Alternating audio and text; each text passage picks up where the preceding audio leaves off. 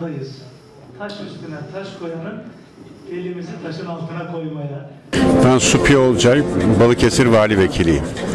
Şu anda biz Orta Asya'da 17 seneden beri faaliyet gösteren Türkel Yayın Grubu olarak sizin Balıkesir'de Edremit yatırım günlerine katılıyoruz.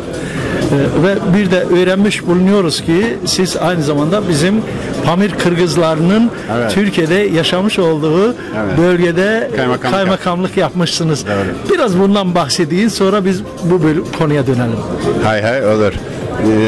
Bundan 15 sene evvel Van ilinin Erciş ilçesine kaymakam olarak atandım. O zaman 80'li yıllardan sonra oradaki zulümden kaçıp gelenler için Erciş'te bir köy yapılmış. Ulupamir köyü özel, onlar için 2 katlı yanında ahır olan yerler vardı.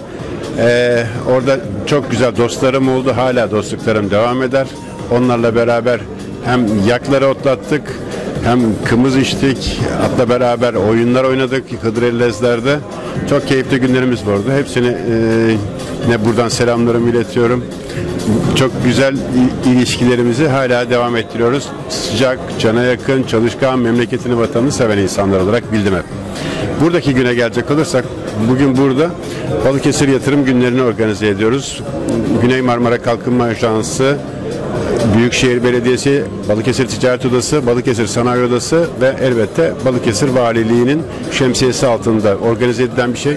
Sadece bu bölge için değil, bütün Balıkesir bölgesindeki yatırım imkanlarının değerlendirilmesi, madencilik, turizm, jeotermal, yenilebilir enerji kaynakları, bunun dışında gıda, tarım ve diğer ağır sanayi ile ilgili çeşitli paneller yapılacak. Ayrıca görüşme odalarında yatırımcılarla buradaki kamu kuruluşlarının temsilcileri arasında görüşmeler sağlanacak.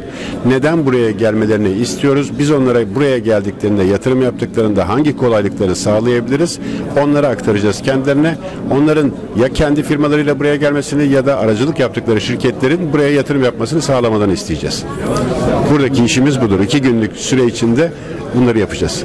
Atayur'da bir mesajınız var mı? Atayur'da mesajımız, öz halkımız hiç merak etmesin. Türkiye her zaman onların yanlarında dost kardeş olarak bekliyor. Çok teşekkür ederim. Ben teşekkür ederim. Sağ olun.